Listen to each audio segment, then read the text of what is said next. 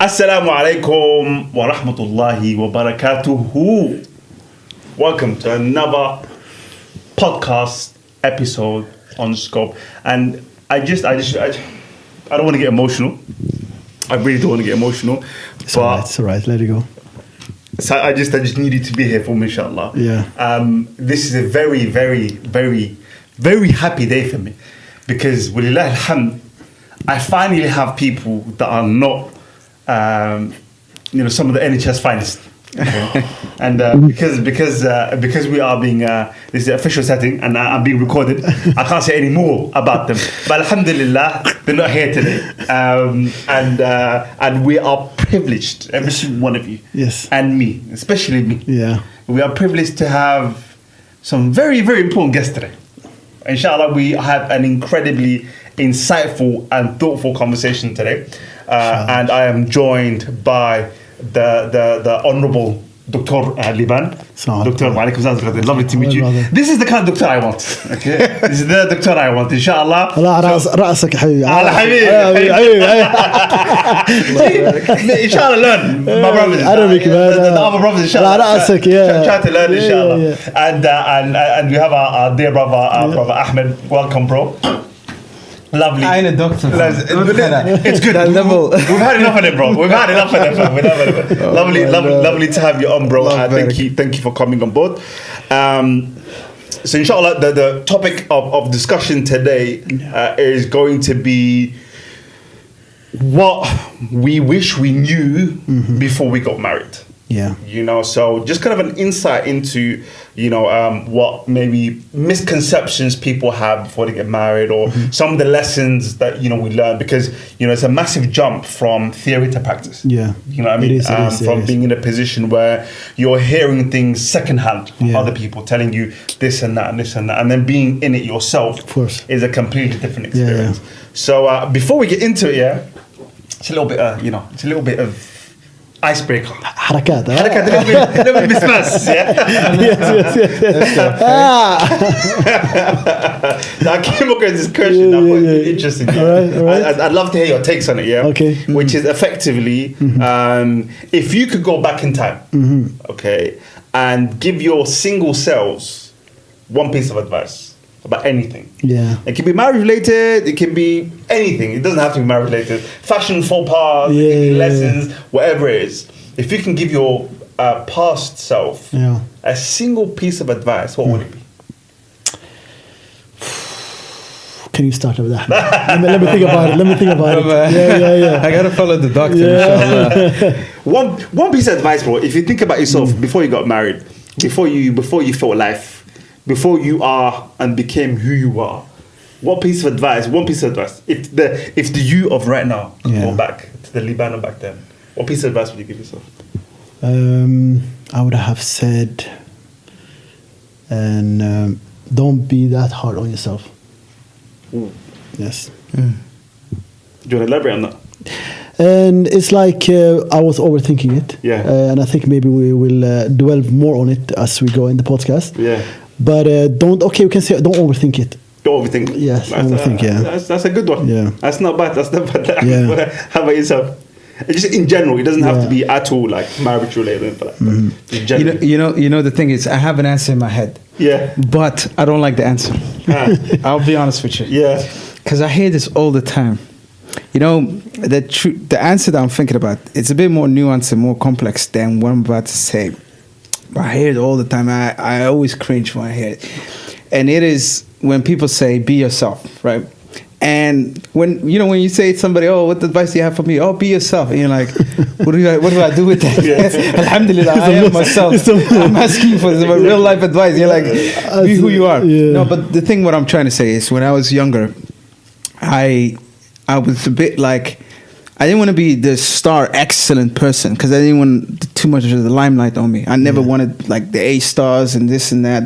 I would be happy with it. Well, I'd be happy because I could make my parents happy, right? But I wasn't really interested in it for the sake of just getting an A star, right? But I didn't want to be the failure in the classroom at the same time or whatever I'm doing in life. So I always tried to be in the middle of the pack, not to be noticed too much, right? the reason behind that was because I didn't really know what I wanted to do in life. I didn't know. I just followed the crowd. I'm like, becoming a doctor is a good thing, I heard. Yeah. Go be that. And never actually took time to like figure out what I want to do. And being yourself, you know, that cliche statement, but literally I didn't know what I wanted to do. So I wish if I saw my younger self, I would say, look, go take some time, figure out. Don't be in that rat race of like, well, you finished school now you got to go pick your A-levels, now you got to go pick your uni course. Just take a break, stop, figure it out, you know. So of course, but as a result of first generation immigrants, we don't have that choice. It's either you are a failure or you go to uni. 100%. Yeah, so 100%. maybe our children will have that privilege. Yeah. No, bro, I'm not gonna lie to you. So we've actually talked about this in the past, and I think a lot of people. I mean, I know for a fact I resonate with that on what you both said, and it's funny because they both are kind of connected. Yeah, you know, they have threads that connect them both, and the fact that. We exist in an environment that is not conducive for originality. Yes, it doesn't support that, especially of course when we're growing up, because originality means that you're outside the pack. Yes, and being outside the pack that's people, especially kids like that, they attack that. Yes, to see someone that's different, of course, they attack that. Of course, you know? And it can be very scary and disconcerting at that age to be different, because you have no frame of reference, you know, and so you try to seek safety, you try to seek stability, of course, whether it's what your parents say, whether it's what, you know, kids say and kids follow. So no, bro, I'm not gonna lie, it's not cliche at all, because you realize, bro, that, you know, sometimes, you know, so the definition of a cliche is something that is overused, and you realize that if something is consistently talked about and emphasized on, there must be a little bit hikmah behind that. There must be some wisdom. Yeah. And I think especially those of us who come from the environment, so you get, as you said, first generation. You know, these are not things that we hear growing up. These are not things that are echoed in our houses, or in our environment and in our community. So now I'm not gonna lie to you, bro. For us, it's not cliche because we don't hear it enough. You know what I mean? So true. I resonate with that, bro. I resonate, and you know, the Salman of 50 different iterations would also agree with that. You know, all the different versions of Salman that's gone through. I would absolutely resonate with that message. So, you know, for me, I remember, bro, coming to when I was, you know, getting to the point where I was about to get married, or you know, the kind of, it was out there. People start to give you a lot of advice. Yes. Right. Yes. And in the lead up to that, whether it's directly or indirectly, you hear a lot of things. And then you also have your own preconceived notions, of course, about what marriage is, and, you know, the process and what it takes, and all the rest of it. So, because I know I had this, and I'd love to hear it from you guys. What are some of the misconceptions you've either come across about marriage, or has kind of been shared to you about marriage and in the process of doing it? You know, so in terms of, you know, whether you heard something or you came across something. So, you know, around that kind of field, what have you come across? Well, I think the biggest misconception you have in your head is like that if you see a girl and then it's going to be like star signs and everything, and oh my God, you know, you have that, like, you know, that's some kind of Bollywood movie kind of intro, right? Yeah. No, but I think the picture we have of marriage is like it's very like comical way if I think about it now. It's over grandiose. It's like, oh my God, everything's gonna be all right. You know, it's a bit immature way of thinking. But in a way it's a good way of thinking, because you know you need to be a bit romantic in your younger life, and but I think the biggest misconception for me was like that. Oh my God, I'm gonna meet a woman and then everything's gonna click. That's the biggest misconception I had about marriage.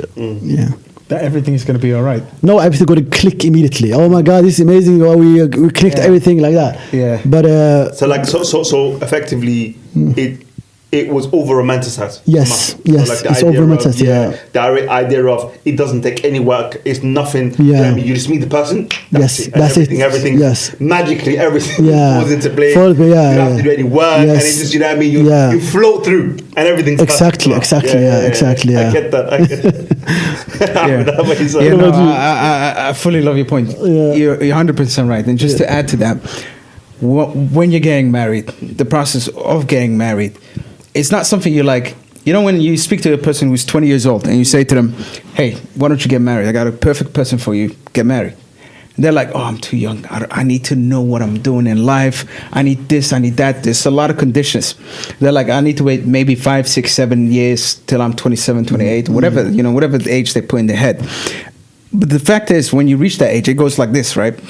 When you reach that age, it's not like as if you knew more than you were at 20. It's not like in those 6, 7, 8, 10 years, whatever it is, what did you learn? Like, what did you gain in order, like, to get you ready for marriage? Mm-hmm. Yes, maybe you developed career-wise, maybe you developed a little bit in terms of education, whatever you were busy with, maybe you did something there. But then when you get married, you realize none of those things were actually stopping me from getting married, right? It's just a mental conception thing, right? And actually, one of the misconceptions is that it should get easier to get married as you get older. It actually gets harder because your standards change. Yourself, your own standards started to elevate. You know, you're a guy traveling so many countries. Now you know, or a girl that's traveling so many countries. Now you're gonna get to know this guy who's a basic guy, for example, right? Now, like when you were 20, you didn't think like this at all. 100%. You thought, I just need a nice person who's compatible with me. That's it. Basic conditions, alhamdulillah. But as you get older, man, it's like, what do you do? What do I do? And then where do you want to go in life? And you already have these plans set. And so this person that you're meeting has to fit into this future plan of yours. And that's so impossible. That's literally nearly impossible, right? People think the biggest misconception I find, actually there's another one I thought of, but the biggest misconception is that as you get older, once you're a couple of years down the line, it'll become easier to get married. It's completely opposite. It becomes more harder. You have more conditions. And the other misconception I was going to mention was it's sad to say, especially for the lady folk out there, and it's by no means like to say, I'm not bashing on romanticism. It's very necessary. It's part of your marriage and everything. But there is no such thing as the one. You know what I mean? Or the perfect one. Mm-hmm. Or he's right. He's 100% right for me. And everybody. No, there's good several ones you meet across your life 100%. That would have been super compatible with you. And alhamdulillah, it would have been great if you've married them. But there's no perfect person for you. They're all... Nobody's perfect. Yeah, nobody's perfect. There's no such thing as perfect. There will be hard times. There will be difficult times. Allahu A'lam what the future holds. Yeah. And to your point... As you're getting married, wasn't it the most clumsiest process in the world? It is. Huh? It is. Go get to know the mother. Go, you don't know what to do. Do I bring stuff? Do I not? You're just like confused. Honestly, right? It's like you are stumbling in your future. Like it's stumbling your way into a marriage. Yes. Yeah. Yes. Almost. Yeah. So the one you think that's going to be a perfect, it's not going to be the perfect. The one that you never know who you're going to marry. Mm-hmm. Like it's بقدرة الله but it's just 100%. Yeah. 100%, bro. 100%. And I love the points that you got made, bro, because it's all incredibly key points. Yes. Whether it's over romanticizing or it's the fact that we're not perfect. No. And this mythical idea of the perfect one doesn't really exist. I agree, bro. It doesn't really exist. No. What does exist, as you said, is compatibility. Yes. And that has different categories and different things and different requirements and all the rest of it. And for me, it kind of relates a little bit to your point, Ahmed, which is that the misconception I had was that I can only get married if a person checked these boxes that I had. Yes. Yeah. And that a person had to be fitted into this box that I created in my head Yeah. in order for that person to be perfect for me. And I think that was a massive misconception on my end, because and that goes to the point you made, which is that you need someone that's compatible. Yes. Okay. And you have to have standards 100%. 100%, yeah. And you have to maintain those standards. But usually the way it works, from my experience, is that you should have general standards. Yes. You should have a general idea of the kind of person you want to be with, whether it's in terms of values, whether it's in terms of personal standards or professional standards, or whether it's in terms of outlooks on life and all the rest of it. And then you can have things that you like. Yes. And it should be a priority list. You shouldn't be, you shouldn't. Oh, she watches anime. I like her because I like anime, and stuff like that. Or she doesn't. He or she doesn't tick this box. It's a nonsense thing. It's Yeah, nonsense, bro. yeah. Whether it's art. Oh, you have the same music taste like that. It's nonsense. Yeah, it's nonsense, a and dumb. Yeah. Whether it's, people over focus on certain things. Not gonna. I don't want to bash the anime lovers, man. Sorry about that. Of course not. Certain people, they overemphasize or overfocus on certain key things that they think are key when they're not really. Yeah. You know what I mean? And they're not really. And I think you need to have a slightly more easygoing approach to it, because at the end of the day, what is written for you is written for you. Yes, that's and true. sometimes you can be missing your barakah, you can be missing your destiny by being overly Cautious, overly picky. overly cautious, overly picky, overly niche in what you want, and you could be blocking your own blessings. You know what I mean? So have your standards, have a general idea, and it's a type of kibr, honestly. In what sense? I like Like that. for example, if no one can come up to your standards, like nobody's perfect. No one's perfect. 100%. Yeah. No one's perfect. Yeah. You know what I mean? So I completely concur. Yeah. That's, the next question is what are the key? We kind of tapped into a little bit, but what are the key differences between the idealized perception of marriage and the reality? Yeah, I think you touched upon it just now with the sunset image as you walk here. Over Yeah. And honestly, and as Ahmed was saying that, as you get older, you do have like certain kind of a set of life. How you do things, how you like. When I wake up, I do certain kind of rituals you do throughout the day. So when you get married, well, those rituals will clash with another person in the house now, right?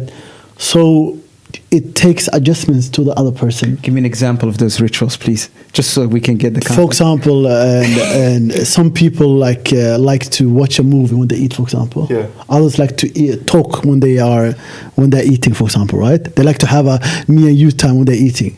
Some people. Fork.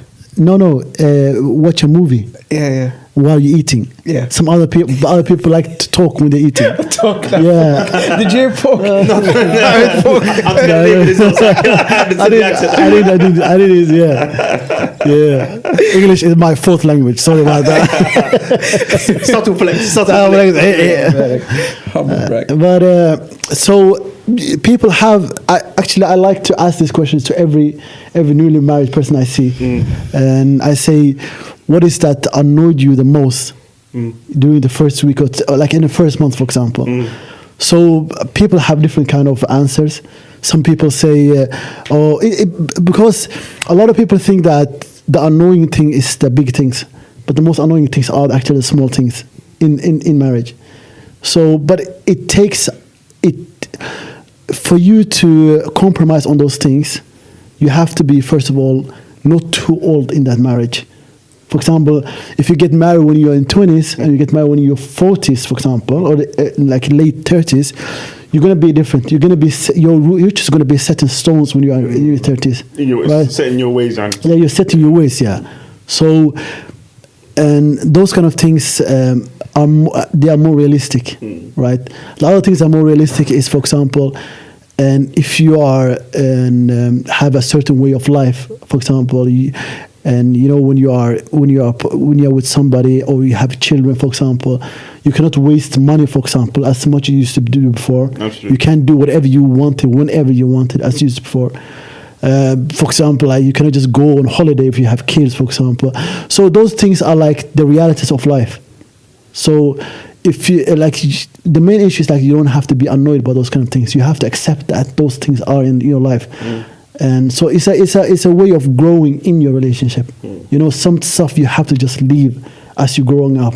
It's like you have to like look at your marriage like, you know, a kid, right? When you're riding a bike, right? You have the support wheels, right?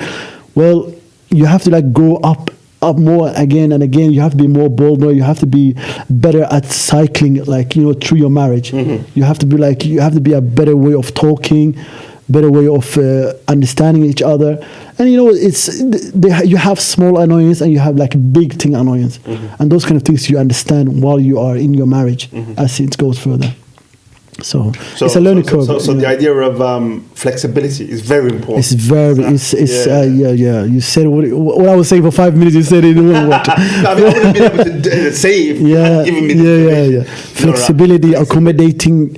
You know, some people, you know, sometimes you have a bad day, for example. Other person, you know, some people are not even morning persons, maybe, for example, right? Other people are like night owls, for example. You know, those things you have to learn and you have to like throughout your marriage, You know, actually, is there such a thing? This is completely off topic about this morning person and. Oh yeah, it is. Yeah.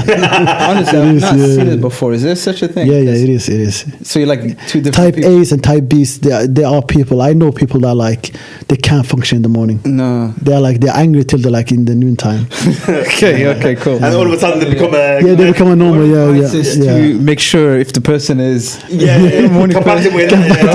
Mornings. No, that's a key question. To your point, you said the perceptions of idealized marriage versus what your question was, idealized marriages so basically versus idealized reality versus a kind of reality. Okay, so everybody knows about the way Instagram and TikTok and all these social media things work. It's like you don't take pictures of bad moments. You take pictures of the best moments, right? Yeah, 100%. Now, and then when you spend 5-10 minutes on a social media thing, what happens? You get overloaded with just positive, amazing, beautiful lifestyle moments of life. Picturesque, yeah. And it's just, I know one couple, actually I shouldn't get into personalities, but there are people that stage it, right? The people that create those moments by staging, they're not it's not really organic or authentic, right? The thing is, get rid of, it's best thing you could do in life is get rid of those idealized image of this is how a romantic wedding should look like. This is how a marriage should look like. He should get down on one knee. She should be cooking me this in the morning, every morning.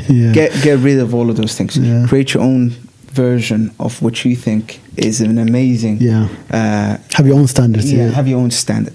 Get rid of all Hollywood. Get rid of what Instagram. people are telling you. Get rid of all of those people telling you on the phone, well, if he doesn't do this or if she doesn't do this, then they're not right for you because they're not at a certain standard. That's their standard. Your standard should be your own standard, right? Because that's the thing with idealized marriages. It's like when you're trying to get to know people, you've got a problem. You got to understand two things. You got to figure out, how am I going to live with this person for real? Like where am I going in life? Where's she going in life? Or where, whoever. And in a reality context. And then the next thing is, but what's their image of an amazing idealized marriage as well? So it's like a reality. It's like, here's my 9 to 5. Here's what I do on a Monday to Friday. Here's what I do on a Saturday, Sunday. And in idealized, she's telling me, oh, we need to go to Bali, we need to go this, that, and we got to fit this lifestyle boxes. And I'm telling you, you cannot square the two up. They're nowhere near each other. So, alhamdulillah, I would say basically the only thing I was going to suggest to myself. So, by the way, I've been asked to come onto this podcast, even though the only promise I was made, I knew I wasn't going to get fact checked, right? There's no fact checking, right? There's no fact check, bro. No fact check. Jamie, can you check that? Jibril, can you check that? I can be a little bit off key, but no, there's no fact check, bro. Yeah, I like that. No, long story short, we will fact check you till the end, bro. I would say as well, have realistic role models. and older people than you, people that are married 1 year, 2 years, 3 years, 4, 5 years, whatever, ahead of you. Find a perfect, like an amazing couple that you really want to understand how do they operate and function. Be around them for a minute, learn from them, and apply it to your life. That's how I want to be. Simple. Find somebody who can be compatible to that, inshallah. No, that's a great point, Ahmed, and I love what you just shared there, Ahmed, and I concur completely, bro. You know, I found that it understanding that what real life is and what social media portrays something to be like are two completely different things. Yeah. And as you said, bro, I think I'd add to what you said when you said that you know, social media or Instagram sometimes gives you a kind of a curated look in life. It's all curated, I think. It's all curated. By nature, it's curated. You know, a picture is literally a snapshot of that moment. You know, and more often than not, that moment is highly manufactured. You know, that moment, there's a lot behind that moment. You know, the staging of it, and we talked about this in one of our previous podcasts when we talked about when I was in Dubai, and Jibril, I remember him making the point of saying, you know, you went to this place and that place and that place, and really and truly, bro, that all those pictures and all those moments probably didn't make up more than 10 minutes of my day. You know, it didn't make up more than, but you know, again, it's just a snapshot. You know what I mean? So if you're seeing a kind of constellation of snapshots, it looks like a lot and it looks like a lifestyle, but it's 10 minutes. It's 10 minutes of my day. I'll you know, you go one place, but you spend the rest of the time working. You know, more often than not, you're not leaving the. And Ahmed, you can appreciate this. Sometimes you can go to countries, you can have a whole checklist of countries you've been to, but really and truly, you haven't gone outside a hotel. Yeah. And the meeting rooms and all the rest of it. So it really is incredibly curated, and you know, I completely concur on that. The next question is, what have you found was a crucial aspect of marriage that unmarried people either overlooked or underestimated? Man, what was the first struggle that you had when you got married? That you were like, do you know what? I didn't, you know, no one told me about this, or you know, it wasn't emphasized enough. And that in marriage, it's not a one-person job; it's a two-person job, and you know, it's very difficult from going from your perspective to our perspective.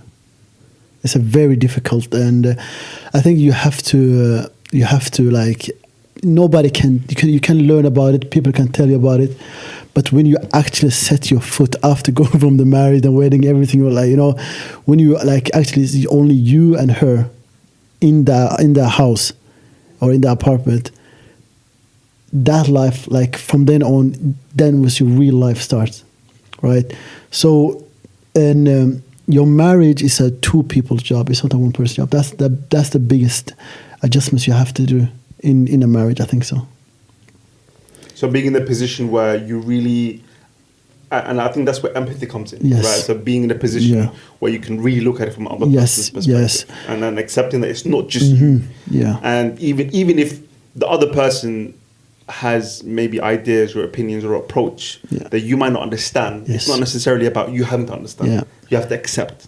And also, you know, a lot of times if you haven't grown up, or if you haven't like female friends or grown up with other girls, it's very difficult to look at it from a woman's side, for example, and vice versa. For a woman, it's very difficult to look from a man's side. For sure. And also, plus, you are your own person in that. So there's a lot of layers upon each other. So I think like the first year of a marriage is like a trial session for both of you. Yeah. But I'm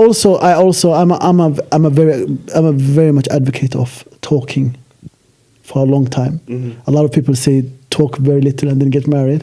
I'm very much against that. Okay. So I think you should have a long court period. Okay. Yeah, Fair enough. At least How long do you think? At least 6 months to a year. Okay. I think that's less than that. I think it's a wrong. Disclaimer: this is Liban's personal opinion. Yeah, because I'll show you the. I think you should exhaust your questions to each other. Okay. You should ask. I can see where you come from. Yeah, you should ask each other very, very deep questions. It's not like, oh, what you like. You should ask like, what you want about life. What you think about that. You should ask about each other's perception of the deen, perception of money, perception of. Even go for holidays. As Ahmed was saying, some people love holidays or going like for long trips. Other people hate going to trips. You know, those kind of things are very important stuff to talk about. Some people don't even care about cars, for example. Other people don't care about house, but they care about clothes, for example, or fashion, or for example, of going holidays. But for example, if you are not that kind of person, you are like, oh, it should like live well to my family. You know, you're gonna have a big trouble in your life. Other times, for example, like deen, people that maybe have different kind of like ideas of the deen, for example. Some people are like, when should we tell our daughter to put on hijab, for example? Some people are like, no, let her do it. Other people are like, when should the Quran be taught at home? Maybe at the duksi. You know, these are very important questions like to ask. It's not only about you and her, it's also about your family in the future. 100%. Yeah. 100%. And it's so much value there. You know, the thing is, the only thing I disagree with, Leonardo, is I think the extension of time that you're getting to know the person should be limited. Yeah. It shouldn't be. So just remind me of the question again, actually, of this. Yeah, no. So it was basically what's a crucial aspect of marriage that unmarried people either overlook or they don't put enough emphasis on. Okay, so the number one thing that nobody's going to tell you, you might have heard it before, is number one thing is finances. Yeah. Before you get married. Times are hard. Even, you know, however, like it's been hard, but it's getting harder and harder. And let me explain something. Let me give you an example. This is from a guy's perspective, right? Now, when you get married, the average that comes out of your pocket is how much?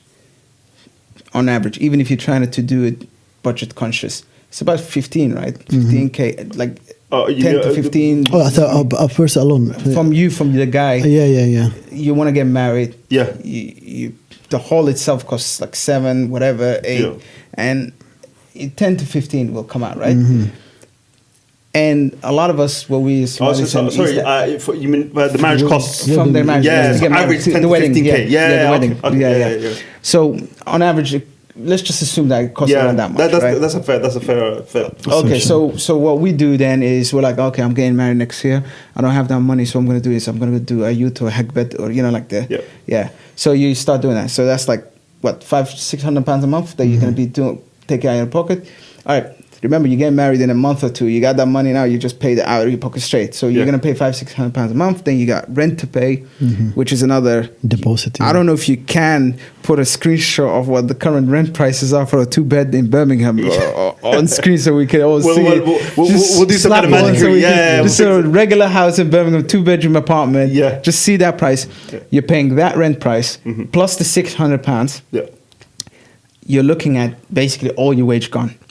Nearly all your wage gone. So basically, tactically, actually, right now, it is nearly impossible for a younger couple to be a single person income, to live on a single person's income. It's impossible. It's nearly impossible.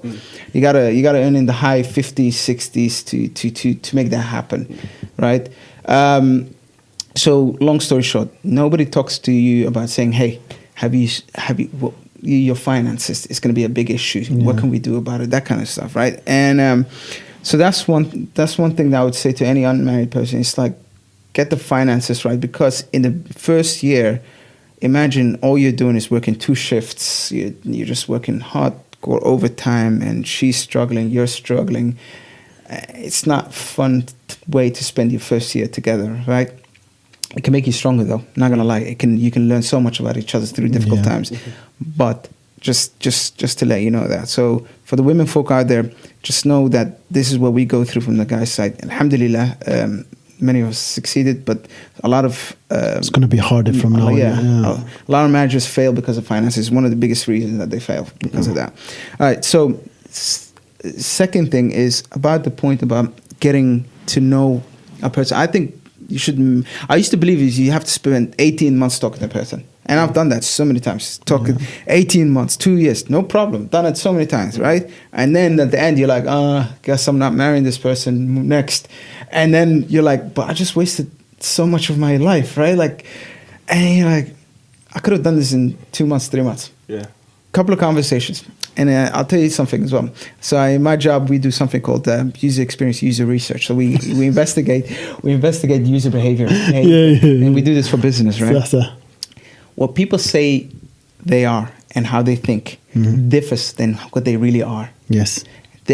People's perception of their own behaviors is not correct. It's not 100%. Accurate. So if I say to you, I'm a guy who wakes up every day at 7 a.m. and usually I go out for a walk, and that's what I like to do. I like to have my coffee ready. That's me. You put a camera on me, it's not going to be me. In reality, that's why in business you don't just interview a person. Hey, what can I get you? If you do that way, you're going to fail because people are a terrible judge of their own characters. Yes. So that's why even if you spend a year talking to the person, I've asked every question I could, and she answered every which way, like tick, tick, tick. You get into the house with her, you get married, and it goes for the women as well. You get into the house with your husband, he's going to be a completely different person. And he didn't lie, she didn't lie. It's just that their perception is different. So, long story short, shorten it out, stick to the principles, and focus on being adaptable, like you said, flexible. Alhamdulillah khair. So that's what I would say to unmarried people on that side. I'm not gonna lie to you, you're not getting gems for free, This is correct. We should be charging for this one. I'm not gonna lie to you, fam. These are some hard. I'm learning. I'm learning, fam. Allah barik. Now we've touched on this, but I think because this is such a key aspect, I think it deserves its own kind of question, so we can dive into it deeper. Can I add on one point before we go? Sure. As Ahmed said, that people are not very good judge of their character, right? So a lot of times, and I think we don't have this in our young like the youth generation anymore, but our parents used to have it. Is that they used to involve friends and family when they court somebody, right? So like they get into who's that girl? Who's that guy? Is she nice? He guy nice? People were much more ready to accept advice from other people than we are now. Everybody's like, now I want to meet this person alone by myself. I think also, I don't think that's a correct way of doing it anymore. I think you should more community focused. Yes, more. Yeah, I think you should like get to know them, maybe their friends or maybe like people that are mutual between you guys, each other, right? I think people should involve more people before you take the final step.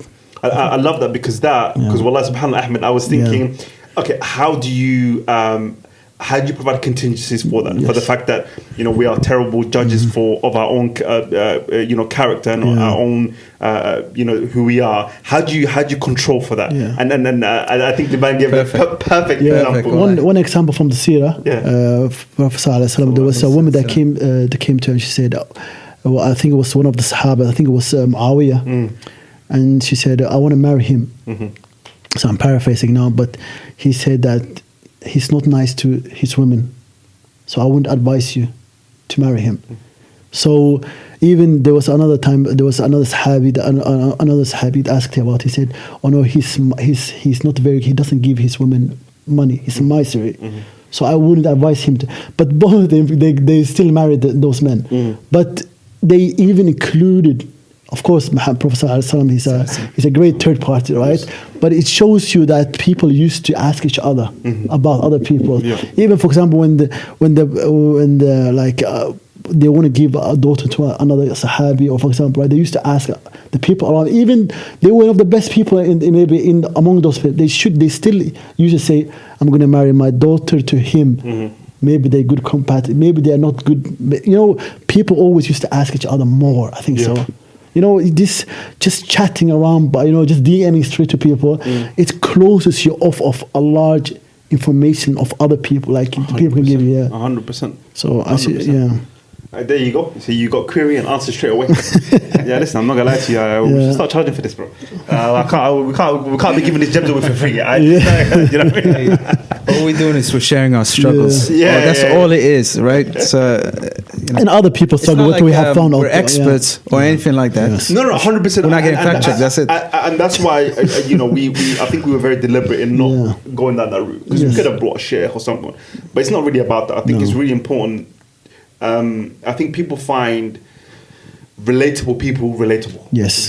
So when you look at people that are kind of within your age range, who are not 20 years in, and a lot of these things that we're talking about now, it's not, you don't need to be, you don't need to be 20 years deep. No. You know what I mean? You don't need to be a relationship expert. You don't need to be a community expert. These are just general things that you've come to experience, going from unmarried to married.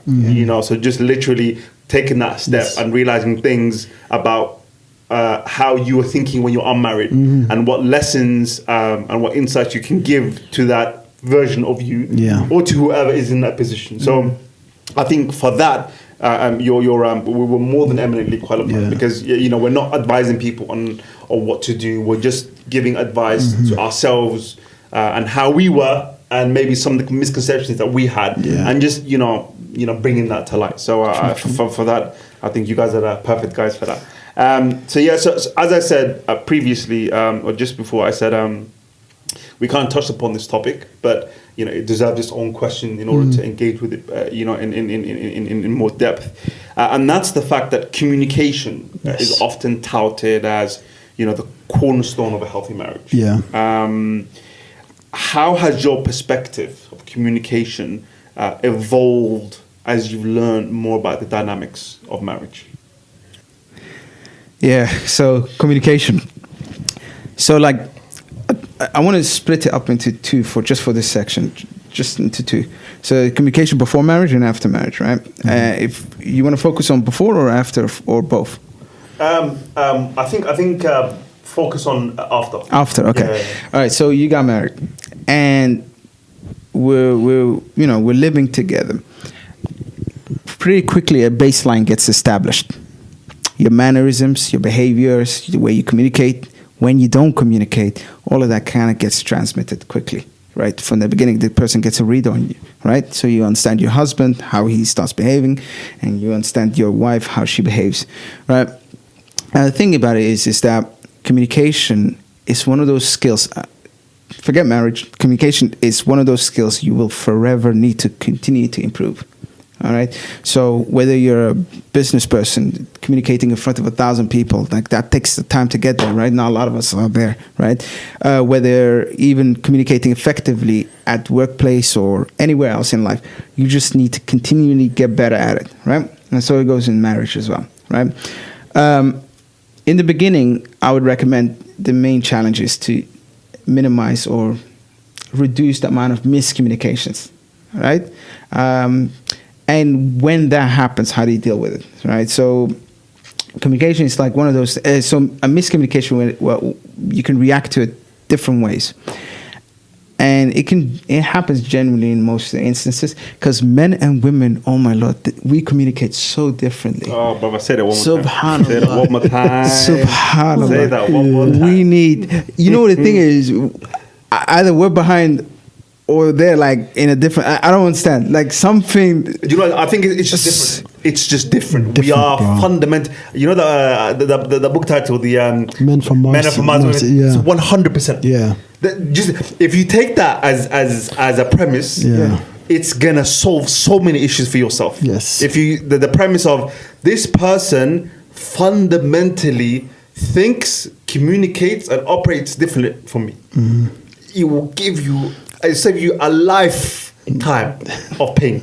And even then not. But it's a baseline, it's a baseline, bro. It gives you something to start from, do you know what I mean? But it's crazy. Sorry, carry on, bro. Inshallah. That resonated to our God. For those that are married, for those that are unmarried, when you get married, inshallah, if you don't understand your husband or if you don't understand your wife, just realize, look, it's meant to be. That's natural. it's part of the process. If there's somebody out there saying, I'm talking about Steve Harvey type of people, these type of, oh, you should be able to communicate this way and that way, and if you don't, then there's something wrong with you. Yeah. Like, I'm 100% sure this guy ain't got it, right? Like, nobody's got it. Look, we're just built differently, right? 100%. And all we have to do is try to communicate better and better and better with each other, and just increase over time. And that's when you see your parents and you see the older ones, mashallah, they've got a way of understanding each other clearly, and they're always on the same wavelength, mashallah. So it just takes time to get there, right? The problem, it is possible. It is possible. Yeah. Just expect that it takes time. Yeah. It's not going to be he doesn't understand me, so he's not the right guy for me or right woman for me. Exactly. Don't think like that. We're all different. So yeah. So I would recommend that. Just advice, because you can see this is coming from a person. All of us. This is from a learning position. We're all learning. 100%. Yeah. Of course. Yeah, and a lot of times when people talk about communication in marriage, it's about understanding each other.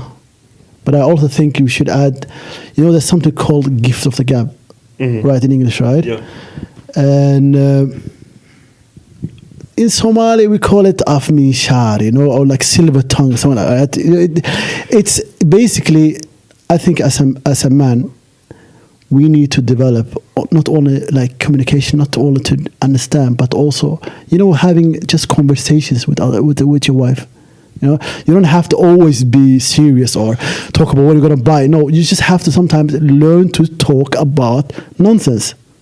Do you understand what I mean? It's just that you have to learn about talking about everything and anything about your. The thing is, we as men, we talk about stuff we like, but we also have to talk. We have to learn to talk about stuff we don't care about, because women and men are different. They care about other things that we don't care about, and you have to learn how to listen, how to talk about it, how to be engaging with your wife on her level.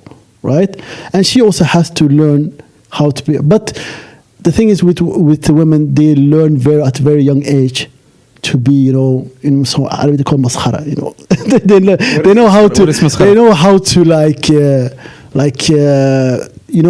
shake the clothes. You understand what I mean? So explain that for they can continue discussion with you. Right, it's nothing more about it. They just want to talk with you. So you, as a man, you have to learn a gift of the gap, right? Especially these kids that are like now 20s, that grew up all their life with the social media. They really need to learn how to talk to another person on a normal level. Just talk about everything. As a man, you have to at least keep going a conversation at least for half an hour about talking nonsense. You have to be able to do that, or otherwise everybody will be on their phone or watching TV. And that's kind of a boring in a marriage. You need to be talking to each other, right? Everybody talks to their friends for how many hours? We can sit in a cafe and talk to our friends for like 2-3 hours, right? Why can't you talk to your wife for like half an hour at least? I think that's on the man. You have to learn how to talk. So communication is not all about the serious stuff. It's also about the daily stuff. The joke stuff. Just having a good time at your home. So I think that's important. Yeah, just keep working at it. keep working at it. Yeah. I again, there's obviously.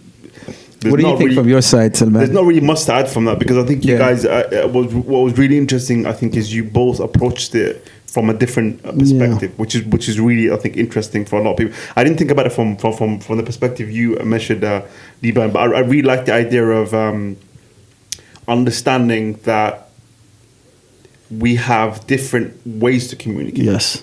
So men usually, when they talk, when they engage in a conversation, it might have a clearly defined beginning and end. Yes. And they like to keep it within that structure. Women might have a different way to do that. And it's also They like to talk more about it. Yes, 100%. So it's, you know, being open to that, Yes, understanding that that's one of the ways they communicate, and catering to that, and being open to that. Just because it's not the way you've communicated in the past doesn't mean that, you know, you close it off and be like, oh, that's not how I do it, or that's not, you know what I mean? One thing for me, I think I realized is that communication, as Ahmed, as you said, this isn't just about relationships. Communication and being able to communicate effectively is a life skill, and it's something that will it will guide you well in every aspect of your life, professional, personal, and all the rest of it, and everything in between. So it's something worth investing in, investing in time, 100%. investing in effort, and you realize that communication, or the basis of communication and how you communicate, isn't just talking. It's everything. Yes. Your whole being plays a part in how you approach the process and the art of communication. Yes. Your experiences, your opinion, your value system, and all the rest of it. And if you take that into consideration and you approach a situation now where you have a man and a woman, and they both have their own distinct experiences, distinct opinions and beliefs, and their distinct experiences as, you know, opposite sexes. You know, as a minimum, you'll appreciate that the way they approach how they communicate is going to be different. Yes. Because the very foundation from which they come from is different. Yeah. You know, these are two radically different experiences. Yes. So sometimes I think when you experience something and you're communicating and you're just not understanding where this person is coming from, sometimes you have to break it down to its basics. Yes. You have to really try to go down to the roots and figure out, okay, where is this person coming from? I have to understand the basis point from where this person, and you realize sometimes, you know, the unconscious part of how we think or how we simulate our processes. Sometimes you have to communicate that to the other person because they don't understand. They don't understand, You know, what the 20, 30 years that you've taken to build up how you think, they don't know that. So sometimes you have to express that. You have to break it down to them. Okay, listen, this is where I'm coming from. And sometimes it's counterintuitive because it's so normal to you that you don't even know yourself sometimes. So sometimes you have to break it down to them. 100%. 100%. And oftentimes, you know, when people say, you know, I'm imagining a therapist's office and a couple sitting there, and they are both complaining about communications. I think they're coming from two different angles, generally. From the female side, from the woman's side, it's usually he doesn't communicate with me emotionally. He doesn't tell me how he feels, how he emotionally, you know, like how, from that side. And he's like, oh, I'm communicating, all right. I'm telling you what it is, right? So, look, the thing about it is that we're just, like I said earlier, we're just different. We communicate different, but we got to be able to understand each other. So, alhamdulillah, look, communication is super important. And just keep working at it. And one big piece of advice I would say, especially to the young men that are getting married tomorrow, two sentences. Be attractive and don't be unattractive. What I mean by that is, like, when you say something, let it be in a respectful, attractive manner of speaking. You know, just be known for it. Just have that standard set for you, regardless of whatever, whoever. And don't be unattractive. What I mean is, if issues happen, don't just start jabbing at it. Just, you know, don't do that. Because that is something you can't erase. You can't look back and it's just ugly. So, inshallah, the thing about it is that your communication skills need to improve, and just have faith that you'll get there. Yeah. In the beginning, it might not be there, but inshallah, you'll get there. That's what I was going to say on that. It's a process. It's a 100% a process, and it's a lifelong process. Absolutely. And you know, you mentioned about parents, bro, and how they communicate well. Well, firstly, there's a lot that we don't see when it comes to our parents. So we idealize a lot about our parents' relationship. And second of all, as you said, it's built upon decades. Yes. Decades of trial and error. where they're willing to stick it out, no matter how difficult it was. They're willing to stick it out. 100%. They're willing to figure each other out, you know. And I think that's something that's lost in our generation. I want to talk about that next. Actually, that's as a different topic. But whenever you're ready, we'll get into it. You know, we can get into it. We can get into it. Yeah, go into it, bro. Get into it.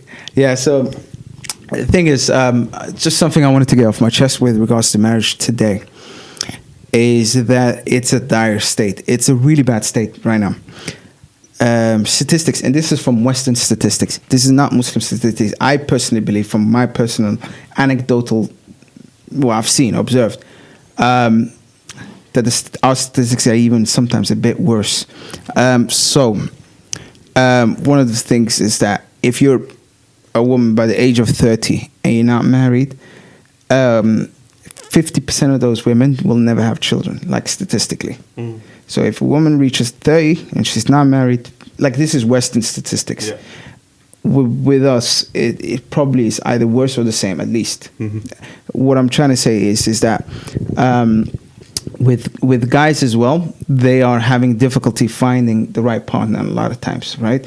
But I think the bigger issue, the biggest issue that we have in our communities is, you know, the platform for which to get to know somebody doesn't exist anymore. I'm talking about the organic, natural platform. I'll tell you an example. When I was 16, 17, or 18, I would see, you know, a beautiful girl. She's wearing this, jilbab, whatever I was interested in, whatever it was, yeah.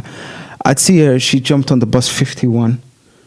I'm like, okay, how do I get to speak to her, right? She jumped to that bus. I record that information. 6 months down the line, I'm thinking, who lives on that route? You know, like the amount of effort I had to go through to kind of like detective my way in to figure out who. Like I have to scan a whole city to do that. Compare that to today, where you just swipe. And you swipe like 50 times, like just in 1 hour till Tinder says, or Minder, or whatever these things are. I don't know. I think it's called Minder. Is it Minder? There's one called Minder, I think. Muslim Tinder, yeah. Brother, you swipe so much. I've seen people swipe so much, they get blocked from...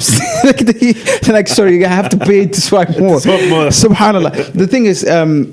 it's not equivalent. It's not equivalent. The biggest issue that this causes is that the amount of effort that as a guy you put in, or even a woman, a girl, put in to get to meet somebody, if there's something that you slightly didn't, you know, understand, like you didn't understand, it's not even how you didn't even like, you just slightly didn't understand, what you do is you stick it out a little bit and you try to dig in deeper and see if it could be worked out, because you put so much effort just to be here, all right? And so when those two get married, they stay married for longer, because they put a lot of effort in, and they know that if they have to find somebody else, they have to go back into the market, like, and actually, you know, do bus routes again and stuff like that. Check out bus routes again. 51 it happened 50 now. 51 again. Let me check that out.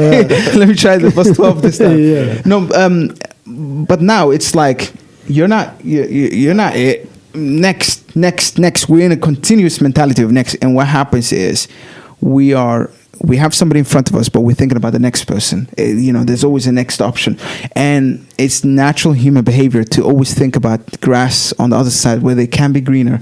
And if this person's problems, will I find it there? I probably won't, so I should go next. And so, long story short, the game is the game, but you got to step out of the game. At some point, you got to get out of it. Don't get lost in the sauce. ASAP as well. Get lost in the sauce. Don't get lost in the sauce, bro. Yeah. What you're pointing to, Ahmed, is it's a problem not just in our community, but obviously we're speaking about our community because that's where we're from. It is a problem of the times that we're in. Yes. This idea of it's an illusion of choice. You think you have a lot of options, and because of that, it colors how you approach relationships. Yes. You know, maybe people will be a little bit more cavalier about the approach, or you know, there's always more options, and you know you know, again, it points to that idea of we are in a very different time to our parents' time. Yes. Whereas they came from an age where it was very much a scarcity mindset. You didn't have the capacity to just buy something when it's broken. You have to fix it because it's expensive. Yes. You know, you have to go out of your way to fix something and get its maximum use. You know, We live in the age of consumerism. The idea of fixing something And individualism. Yeah. More importantly, I think.